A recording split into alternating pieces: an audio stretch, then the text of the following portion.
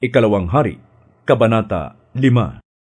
Sa Syria ay may isang pinuno ng hukbo na nagngangalang Naaman. Mataas ang pagtingin sa kanya ng hari, sapagkat sa pamamagitan niya ay pinapagtatagumpay ni Yahweh ang Syria sa mga labanan. Si Naaman ay isang magiting na mandirigma, ngunit siya ay may sakit na ketong. Minsan, ang mga taga-Syria ay nakabihag ng isang dalagitang Israelita. Naging katulong ang dalagitang ito ng asawa ni Naaman. Sinabi nito sa kanyang Panginoon, "Kung ang asawa ninyo ay lalapit sa propeta na nasa Samaria, tiyak na pagagalingin siya niyon." Nang marinig ito ni Naaman, pumunta siya sa hari at ibinalita ang sinabi ng dalagitang Israelita. Sinabi naman ng hari, "Sige, pumunta ka at magpapadala ako sa iyo ng sulat para sa hari ng Israel."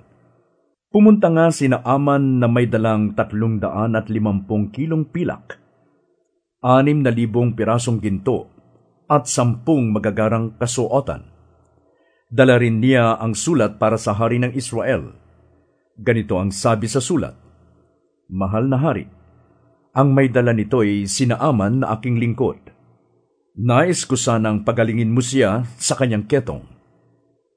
Nang mabasa ito ng hari ng Israel, pinunit niya ang kanyang damit at sinabi, "Ako ba'y Diyos na maaaring pumatay at bumuhay? Bakit sa akin niya pinapunta ang taong ito para pagalingin sa kanyang sakit? Baka naman humahanap lang siya ng dahilan para magdigmaan kami." Nang mabalitaan ni Eliseo ang ginawa ng hari, ipinasabi niya, "Bakit kayo nababahala? Papuntahin ninyo siya sa akin upang malaman nilang may propeta rito sa Israel." Nalaman ito ni Naaman, kaya sumakay siya sa kanyang karwahe at pumunta sa bahay ni Eliseo kasama ang marami niyang kawal na nakasakay sa kabayo at mga karwahe. Ipinasabi sa kanya ni Eliseo, "Pumunta ka sa ilog Jordan. Lumubog ka ng 7 beses at magbabalik sa dati ang iyong katawan. Gagaling ang iyong ketong." Nang marinig ito, galit na umalis si Naaman. Sinabi niya, "Akala ko pa na may sasalubungin niya ako? Tatayo sa harap ko? Tatawagan ng Diyos niyang si Yahweh? At ikukumpas ang kanyang mga kamay sa tapat ng aking ketong at ako'y pagagalingin? At bakit hindi na lang sa mga ilog ng Damasco, tulad ng Abana at ng Farfar, na mas malinis kaysa alinmang ilog sa Israel? Hindi ba pwedeng doon na lang ako maligo para gumaling?" Ngunit lumapit sa kanya ang kanyang mga lingkod at sinabi, "Ginoo, kung mas mahirap pa riyan ang ipinagagawa sa inyo ng propeta, di ba't gagawin ninyo iyon? Gaano pa iyang pinaguhugas lang kayo para luminis?" Kaya pumunta rin si Naaman sa ilog Jordan at naglublob ng 7 beses gaya ng ipinagbibilin ng propetang si Eliseo. Nagbalik nga sa dati ang kanyang laman at kuminis ang kanyang balat, tulad ng kutis ng bata. Si Naaman at ang kanyang mga kasama ay bumalik kay Eliseo. Sinabi niya, "Ngayon napatunayan kong walang ibang Diyos sa ibabaw ng lupa, kundi ang Diyos ng Israel. Narito, pagdamutan ninyo itong aking nakayanan." Ngunit sinabi ni Eliseo, "Saksi si Yahweh, ang buhay na Diyos na aking pinaglilingkuran. Hindi ako tatanggap ng kahit ano." Pinilit siya ni Naaman, ngunit talagang ayaw niyang tumanggap.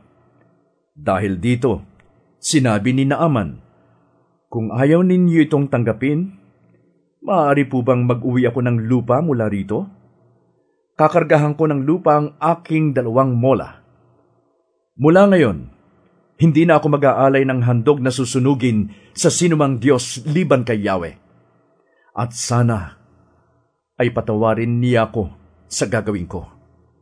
Kasi pagpunta ng aking hari sa Rimon upang sumamba, isasaman niya ako at kasama ring luluhod. Sana'y patawarin ako ni Yahweh sa aking pagluhod sa templo sa Rimon. Sinabi sa kanya ni Eliseo, humayo kang payapa. Nang malayo-layo na si Naaman, naisaloob ni Gehazi na lingkod ni Eliseo, hindi tinanggap ng aking Panginoon ang ibinibigay sa kanya ni Naaman? Saksi si Yahweh, ang Diyos na buhay. Hahabulin ko ang taga-Siryang iyon at hihingi ako sa kanya ng kahit ano. Sinundan nga niya si Naaman. Nang makita siya nitong tumatakbo, bumaba ito ng karwahe. Sinalubong siya nito at tinanong, may problema ba? Sumagot siya, wala naman po.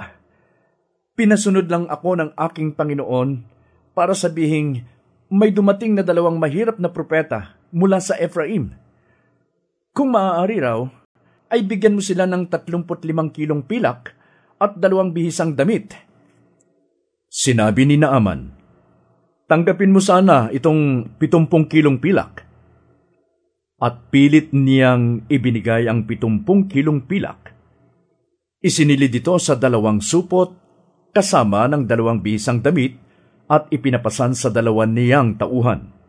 At ang mga ito'y naunang lumakad kay Gehazi.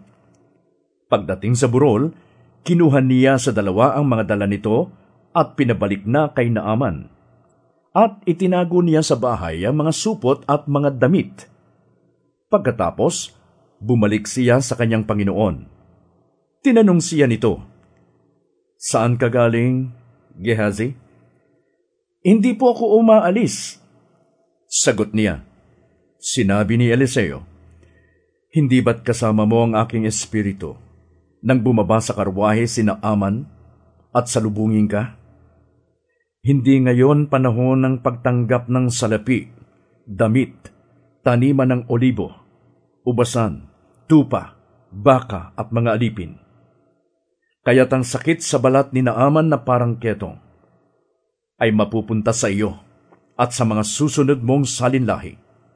Nang umalis si Gehazi, nagkaroon siya ng maputing sakit sa balat na parang ketong.